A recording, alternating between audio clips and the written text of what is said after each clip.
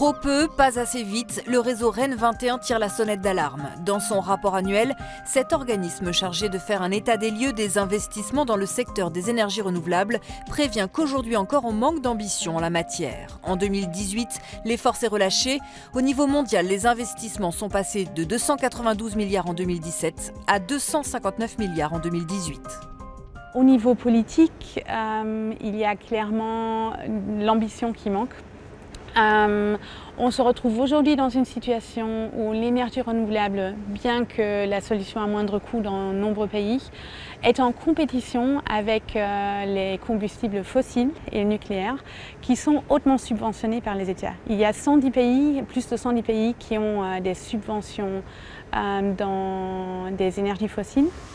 Pire, selon le rapport, les subventions aux énergies fossiles ont même augmenté de 30% entre 2017 et 2018. Bref, il est temps de se reprendre, d'autant que la quasi-totalité des pays de la planète se sont engagés en signant les accords de Paris à limiter leurs émissions de gaz à effet de serre pour contenir le réchauffement climatique en dessous de 2 degrés.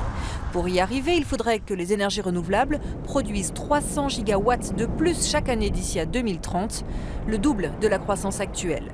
Pour le réseau REN 21, la seule manière d'être efficace, c'est de mettre en place des stratégies à long terme. Même si la Chine aussi a relâché la pression, c'est l'un des pays pionniers dans le secteur des renouvelables. Ce qui est vraiment intéressant en Chine, après c'est aussi la gouvernance qui fait cela, c'est qu'il y a réellement une vision stratégique, il y a les plans sur 5 ans et il y a des mesures réglementaires qui ont été mises en place dans tous les secteurs.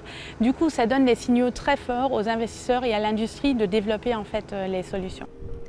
Toutes les nouvelles ne sont pas mauvaises pour autant. Les énergies renouvelables couvrent déjà le quart des besoins en énergie dans le secteur de l'électricité.